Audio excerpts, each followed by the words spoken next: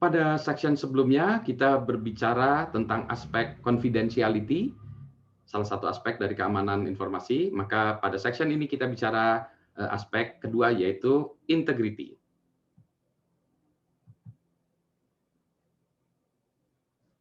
Mari kita lihat aspek dari sebuah sistem ya, keamanan yang kita sebut security, itu apa sih gitu? Confidentiality, integrity, availability. Section sebelumnya membahas confidentiality, maka kita sekarang bahas aspek integrity. Apa yang disebut aspek integrity atau integritas? Aspek ini menyatakan bahwa data atau sistem tidak boleh atau tidak dapat diubah oleh pihak yang tidak berhak.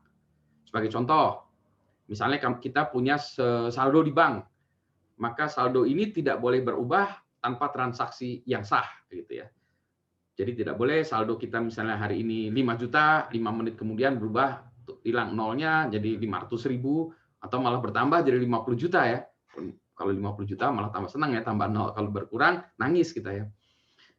Nah itu nggak boleh, ya tidak boleh bahwa data itu harus tetap intact, tidak berubah ya. Itu integritas ya, integritas data. Contoh lain adalah kalau kita melakukan electronic voting atau e-voting dalam pemilu, gitu ya. Nah, data pilihan kita harus dapat dipastikan tetap tetap tidak berubah sampai ke pusat perhitungan. Sebagai contoh, kalau kita milih pasangan nomor 7 misalnya, ya sampai pusat dia harus tetap pilihan kita itu nomor 7 sampai di pusat tidak boleh berubah, gitu ya. Nah, inilah yang disebut integritas. Kebanyakan sistem transaksi, aspek integritas ini lebih penting daripada aspek kerahasiaan ya. Jadi integrity lebih penting daripada confidentiality. Sebagai contoh, misalnya kalau kita memilih ketua kelas lah ya, bukan pemilu memilih siapa-siapa, tapi memilih ketua kelas saja ya. Siapa yang memilih si A? Angkat tangan 7 orang. Siapa yang memilih B?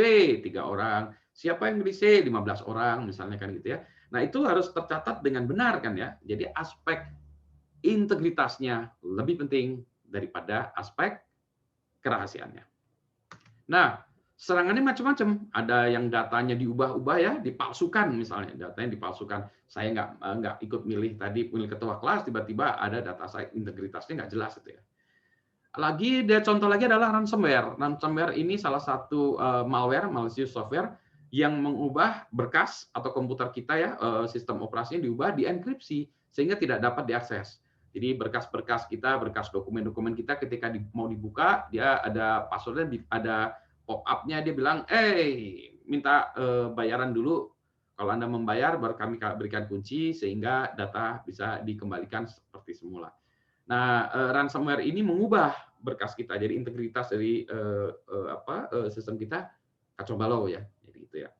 Ada lagi yang man in the middle attack. Nah, ini misalnya kita membuat sebuah transaksi ya dari client ke server atau dari web browser kita ke server ya. Di tengah jalan data kita di-trap oleh sebuah aplikasi atau proxy atau apapun ya, dan diubah. Saya ingin kirim uang ke Anda, misalnya Rp100.000, di-trap di sini, diubah menjadi Rp1.000.000, maka itu diubah Rp1.000.000. Jadi transaksi yang harusnya 100.000 menjadi Rp1.000.000. Nah, ini berubah ya integritas datanya. Bagaimana perlindungannya? Perlindungannya ada macam-macam. Biasanya kita sebut namanya message authentication code ya.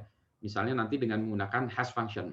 Jangan khawatir, ini ada istilah-istilah gini, nanti kita akan pelajari ini pada section khusus, pada section kriptografi ya, nanti ini akan dibahas. Yang pada prinsipnya, data tersebut kita buatkan checksum-nya, atau kita buatkan hash-nya, atau kita buatkan MAC-nya di belakangnya, sehingga kalau data ini diubah, maka dia tidak cocok lagi dengan checksum-nya atau hash-nya tadi.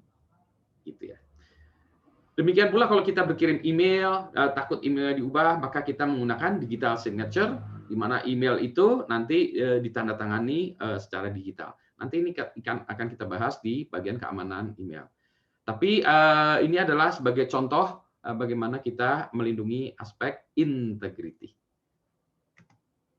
Demikianlah aspek integrity, kita bahas satu aspek lagi di section berikutnya lagi.